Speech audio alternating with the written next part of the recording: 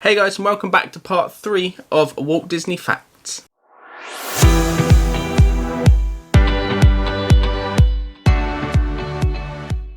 So before we get started, everything we have here, all the facts we have are from factinate.com. The link will be down below for that website. They've got facts about literally everything, so go check it out if you're bored or you want to learn some stuff. So, fact number 1 for today's video is that for 2 years, Walt Disney held the patent for Technicolor, making him the only animator who could make colour animated films. Wow.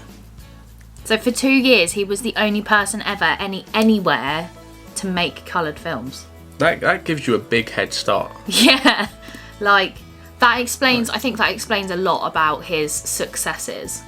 Because he had 2 years to play around with it and really get to grips with everything. I mean, he had 2 years experience before anyone had a second. Like, that's a big advantage. Extreme advantage. So number 2 is Walt Disney was fascinated by trains. His father and uncle had spent time working on railroads, and Disney briefly sold newspapers and snacks on trains. His theme park Disneyland reflects his interest in trains, which has been home to its own railroad since opening in 1955.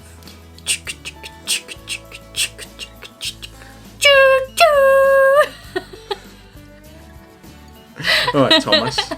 So he always had the interest in trains. I mean, there's the railroad obviously apparently in Disneyland, and you've got the railroad at Disney World, and like the entrance is like the railroad station and everything. Yeah.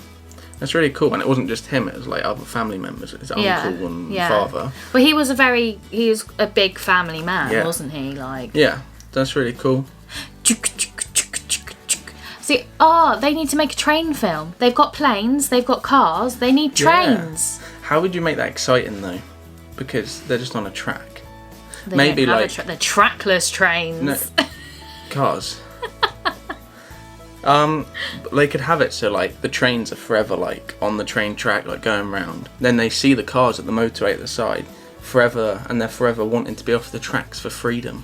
Oh, that sounds sad. Yeah, but do they get their freedom? It's a train. So no. They can't work off of the track.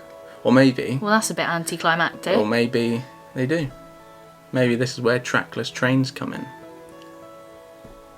We'll let you think about that one. So, fact number 3. Walt Disney loved spending time at Disneyland. I mean, who wouldn't? He would visit the park a few times a week and even had an apartment there. The apartment is still above the fire station, but typically isn't open to the public. A lamp in the window is visible from the outside and it's always kept on, and that signifies that Walt Disney is always in the park. Oh. And I'm pretty sure, so even though this is talking about Disneyland, I'm pretty sure that is true of Walt Disney World as well, because even though he didn't get to see all of Disney World and everything, they built an apartment there above like the fire station-y bit on the entrance, I believe. And I believe the light stays on. And I think on a special tour, you get to see the apartment, but that's the only time you'll ever get to see it. That's pretty crazy. Sounds crazy. Like a tour you need to do. Definitely. Moving on to number 4, we have Walt Disney once played Peter Pan in a school play. Oh. And the story took him back to his childhood. In 1953, he turned the story into a hit movie. Oh, that's so cute. So he played Peter Pan, and that made the hit movie in the end, basically. That's so cute. That's really cool. 1953. I need to watch Peter Pan again. I literally don't feel like I have seen that in years. I saw it so much when I was younger, but yeah, I haven't seen it in years now. I remember watching the live action version a lot more than the cartoon version. I haven't seen the live action. Yeah, there's a live action and then there's Hook as well. There's like 2 different ones. Yeah. Might have to go back and watch that one. Fact number 5. In 1923, Walt Disney moved to LA to pursue a career in animation. His brother Roy was already living in LA selling vacuum cleaners and wanted Walt to do the same. Is it a Dyson? Walt was on the verge of joining him when he received a phone call from a company in New York that wanted him to make shorts for them.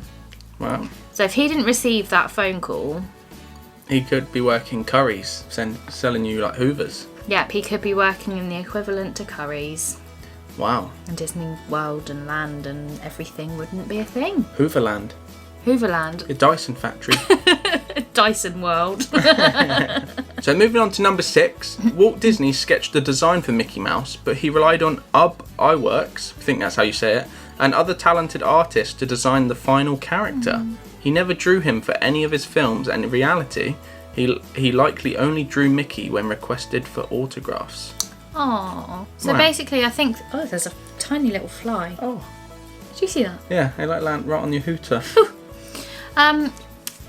As I was going to say, I think the guy who drew him more often should probably get a little bit more credit. Yeah. Like I have no idea who it was. I've heard of him. I don't know him well enough to know how to pronounce his name properly, though. But that's really cool, but also sad that he didn't like draw him that much. Yeah. But still a cool fact. So the last fact for today, we haven't actually been reading these, so these are like new as we're scrolling through, and I've just had a quick look at it, and I am shocked. Like, I am shocked. Read it. Read it out. Walt Disney's signature wasn't created by Disney. The well-known signature is a stylized version of the real thing, and the version seen on legal documents wasn't actually that intricate. He reportedly couldn't even reproduce the trademark version himself. Oh dear. Tumbleweed. That's not a fact we wanted to know, really. To be fair, it doesn't actually surprise me. Although I would have thought he would be able to actually like recreate it at least, but I didn't expect it to be his. He would. He'd be able to do it. Everyone can copy it and write it, but it's obviously not going to be perfect. Yeah. So he obviously wasn't that perfect at it. But then I guess drawing and writing and like drawing things like animals and all of that, they're not the same thing, are they? Like, No. anyone can write, but not everyone can draw. Disappointed me a bit. But that is the last fact for today. Sorry, it's a bit of a bummer. Yeah, I was not expecting it to be on a low. But what's this? This is the end of part 3. There will be another part of this one. Obviously, I think all the others we've done 3 parts. Yeah. I believe. This one's going to be probably 4 or 5 parts because there are a lot of facts. Yeah. This article on Factinate is amazing, and I'm enjoying learning about him. So hopefully you guys are as well. So we'll keep it a bit longer. Yeah, and obviously there might be more that are a bit like that, which are a bit of a downer. And there might be some you'd be like, oh my god, I never knew this. Oh my days. Woo! Best thing ever. So, make sure you hit the like button or the thumbs up. Smash subscribe down below so you don't miss the future ones. And we will see you in the next episode. Bye. Mwah. Ding Dingy dong.